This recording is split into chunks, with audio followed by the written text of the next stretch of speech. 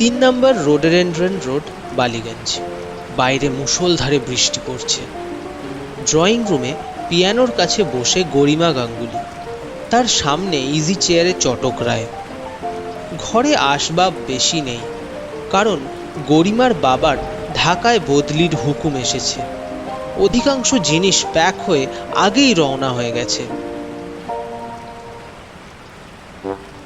এই চটক ছেলেটি যেমন ধনী তেমনই মিষ্টভাষী, বিনয়ী, বাধ্য।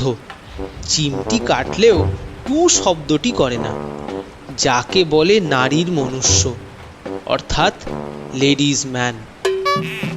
হবে নাই বা কেন, সে যে 5 বছর বিলেতে থেকে স্রেফ এটিকেট শিখেছে। এমন সুপাত্র আজকালকার বাজারে দুর্লভ। গরিমার বাবা মা কলকাতা ছাড়ার আগেই মেয়েকে বাগদত্তা দেখতে চান, তাই তাঁরা যাত্রার আগের সন্ধ্যায় ভাবী দম্পতিকে বিশ্রামালাপের সুযোগ দিয়ে দোতলায় বসে সুসংবাদের প্রতীক্ষা করছেন। কিন্তু আলাপ তেমন জমেনি। গোটা 15 গান শেষ করে গরিমা তৃতীয়বার জানালো, কাল আমরা যাচ্ছি। চটক বলল, ও হায় রে, বিদায় বার্তার এই কি উত্তর?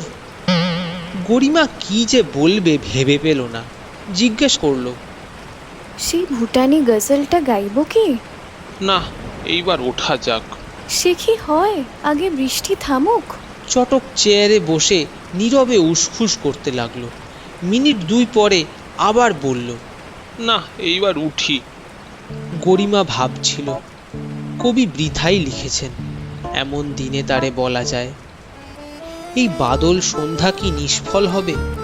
চটকের কি যে হলো, কেন যে সে পালাতে চায়? তার কিসের এত অস্বস্তি, কিসের অস্থিরতা? গরিমার মোহিনী শক্তি আজ তাকে ধরে রাখতে পারছে না। সেই ভেটকিমুখী বেহায়া মেনিমিত্তিরটা চটককে হাত করেনি তো? হবেও বা, যা গায়ে পড়া মেয়ে। গরিমা তার কণ্ঠাগত ক্রন্দন গিলে ফেলে বলল, আরেকটু বসুন। কিন্তু চটক বসল না। চেয়ার থেকে লাফিয়ে উঠে বলল, না, চলি, গুড নাইট। বৃষ্টির নিরবচ্ছিন্ন ঝমঝমানি ভেদ করে চটকের মোটর গুঞ্জরে উঠল। গেল, যা বলবার তা না বলেই চলে গেল, দূরে, বহু দূরে। গরিমা কাঁদবার জন্য প্রস্তুত হয়ে চটকের পরিত্যক্ত চেয়ারে দেহ এলিয়ে দিল।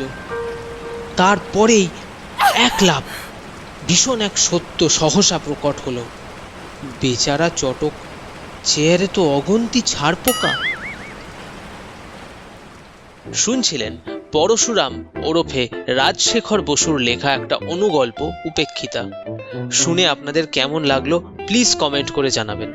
আর যদি ভালো লেগে থাকে তাহলে লাইক এবং শেয়ার করে দেবেন।